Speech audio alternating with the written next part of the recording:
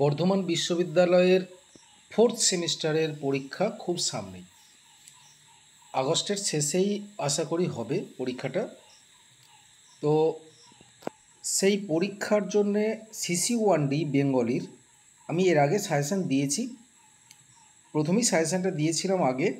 তো এবারে যেটা দিচ্ছি লাস্ট মিনিট সাজেশান, একদম শেষ মুহূর্তের সাজেশান, যেটা থেকে কোশ্চেন তোমরা 200% কমন পাবে, এটা একদম গ্যারান্টি।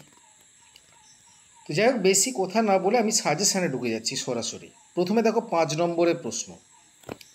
5 নম্বরের প্রশ্নতে প্রথম যেটা আছে, বাংলা ভাষাকে কয়টি স্তরে ভাগ করা হয় ও কী কী? প্রত্যেকটি স্তরের সময়কাল ও নিদর্শনগুলি লেখো।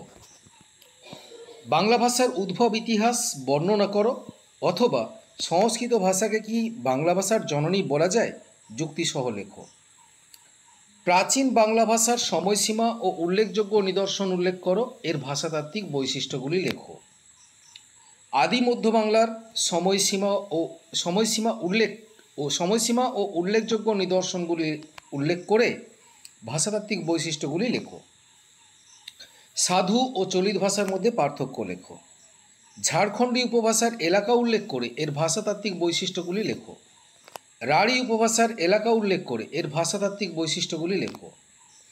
আগন্তুক শব্দ বা কৃতঋণ শব্দ কাকে বলে, কয় প্রকার ও কী কী, উদাহরণসহ বুঝিয়ে দাও। উপভাষা কাকে বলে, কয় প্রকার ও কী কী, ভাষা ও উপভাষার মধ্যে সম্পর্কটি বিশ্লেষণ করো।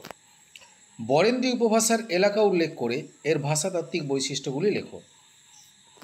এই হচ্ছে 10টা 5 নম্বরের প্রশ্ন। এখন একটা কথা তোমাদেরকে বলি, যেটা আগেও বলি, প্রত্যেকটা ভিডিওতেই আমি বলি, যে 5 নম্বরের প্রশ্ন আমি বলেছি বলে যে 5 নম্বরেই পড়বে তার কিন্তু কোনো গ্যারান্টি নেই।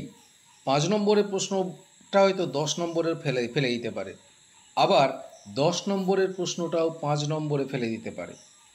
সেই কারণে একটা প্রশ্নকে এমনভাবে তোমাদেরকে তৈরি করতে হবে যাতে 5এও লেখা যায় এবং 10এও লেখা যায়। দুবার ধরে মুখস্থ করতে হবে না, এমনভাবে প্রশ্নটা মুখস্থ করতে হবে।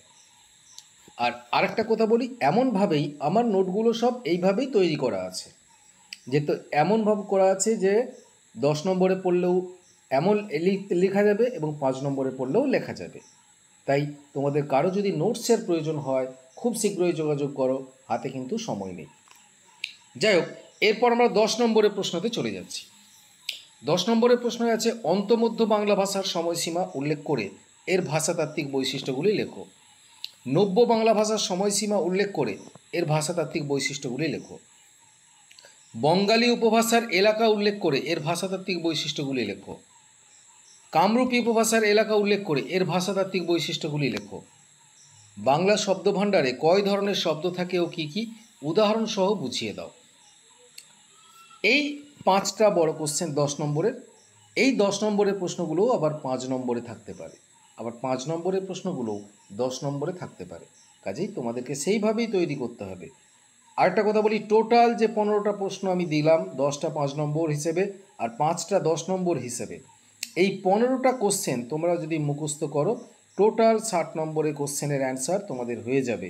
একটা কোশ্চেনও তোমাদের বাদ যাবে না এই 4th সেমিস্টারের বেঙ্গলি CC1D পেপারের ভাষাতত্ত্ব পেপারে। কাজেই এই সাজেশানটাকে তোমরা ভালো করে করো এবং পরীক্ষা আশা করি ভালো করে দিতে পারবে। খুব শীঘ্রই যদি নোটসের কারো কোনো প্রয়োজন হয় তোমরা কিন্তু খুব শীঘ্রই আমার সঙ্গে যোগাযোগ করো। আর ভিডিওগুলো সাবস্ক্রাইব করো, কমেন্ট করো এবং লাইক করো আর শেয়ার করো।